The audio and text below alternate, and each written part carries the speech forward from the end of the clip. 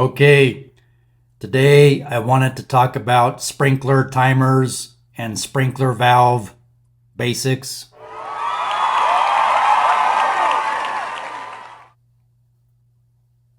So here's a standard 4-station sprinkler timer. You mount on the wall in your garage. Some folks think if you turn that off, your sprinkler system is winterized. That's not the case. You also need to shut off this ball valve that supplies water to your sprinkler system and blow out the actual sprinkler system at the backflow preventer. Water then flows out of this pressure vacuum breaker to your sprinkler valves that look like this. They're usually underground underneath a green plastic lid.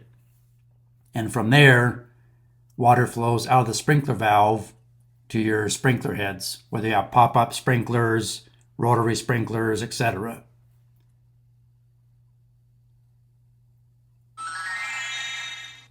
The sprinkler timer in this demonstration is manufactured by Orbit. It's a model number 57594. At the time of this recording, you can buy them for $26.94 at Home Depot. Just a quick disclaimer, this video is not a paid promotion for Home Depot or Orbit or any make, model, or brand of product that you see on this video.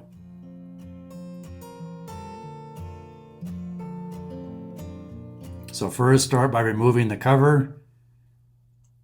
You expose the screw terminals.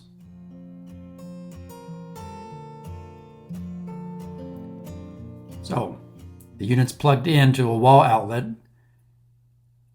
It comes with a quick start guide.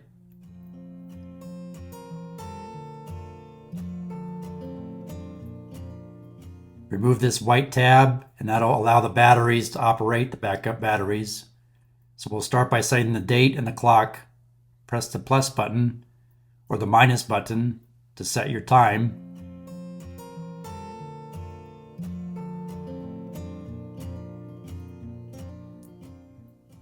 You can see it does have AM or PM. Currently right now it's about 9:30 AM here. And press enter. AM, enter. Now Y for year, it's currently 2023. Press enter. Now month. Now it's currently March. Enter. Now what day? It is currently March 25th.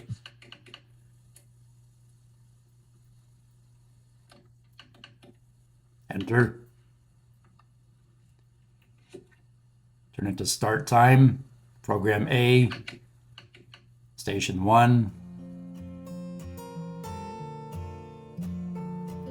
Want to come on around 4 a.m. You don't want your sprinklers coming on in the middle of the afternoon, so you want to have them come on rather early in the morning before sunrise or in the evening after sunset. And we only have one station, so station 2 will be blank. Enter. Station 3 blank. Enter. Station 4 blank. Enter. So we're good. Woo! Turn the dial to runtime and select how many minutes you want the sprinklers to be on for. In this case, you want them to be on for 10 minutes. Press enter. Again, station 2 through 4 we're not using here. Now, how often? What days of the week do you want it to turn on? In our case, we want them to be turned on during odd days of the week. So odd is flashing, we'll hit enter. There you go.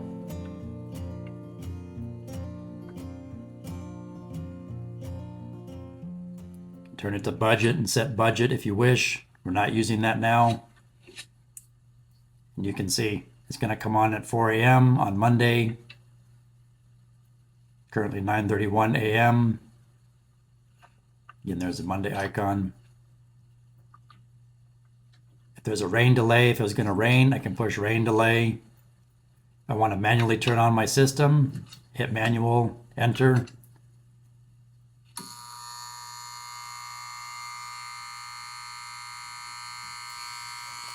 And that was the sound of the jar top valve activating.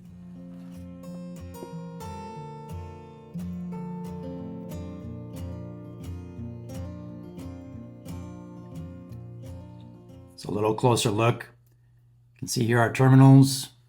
That loop is for the rain sensor that we do not have, so that's why there's a loop. When you connect your wires, use these waterproof wire nuts. They're designed to connect the wires inside your sprinkler valve box. Don't use regular wire nuts because they're not designed for that kind of use.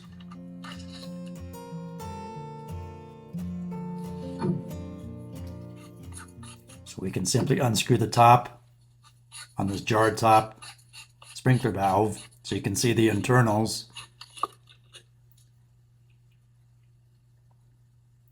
So if there's any dirt or debris inside here, or you see any nicks or cuts or pinholes, you'll want to replace those parts or the entire valve in its entirety. You can usually buy rebuild kits for these.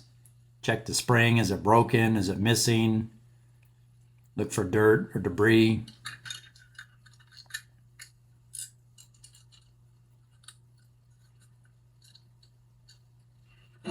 Again, these jar top sprinkler valves, you can buy them for right around $13 or $14 at your local home center. You can see the electronic solenoid valve, that black body there that sits atop the valve. That's with the 24 volts, and that's how it opens and closes the valve to let water flow through to your sprinklers. Here's where you can drain it or purge the air out of that zone.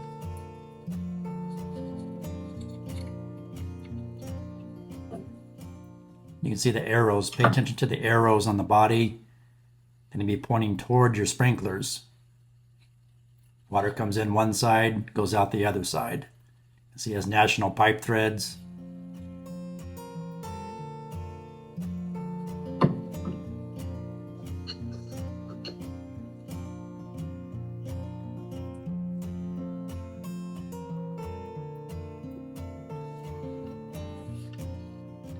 So there's power coming in. You can see we just have one zone hooked up right now. So I'll demonstrate so you can see and hear how the solenoid valve works. One wire is hooked to common, one wire is hooked to the zone 1 terminal. Hit manual.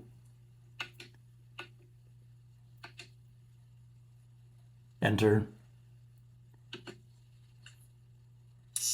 And you see it pulled in that little plunger on the bottom. You can hear it buzzing. Turn it off. Plunger pops back out. Wow. So pretty simple. Now if you had 4 zones, each zone would have a wire hooked to the zone 2, 3, and 4 screws, and all your commons would be screwed together inside one of those waterproof wire nuts. And then just one common wire would go to that common terminal. Please like, share, subscribe, leave me a comment, and thanks for watching.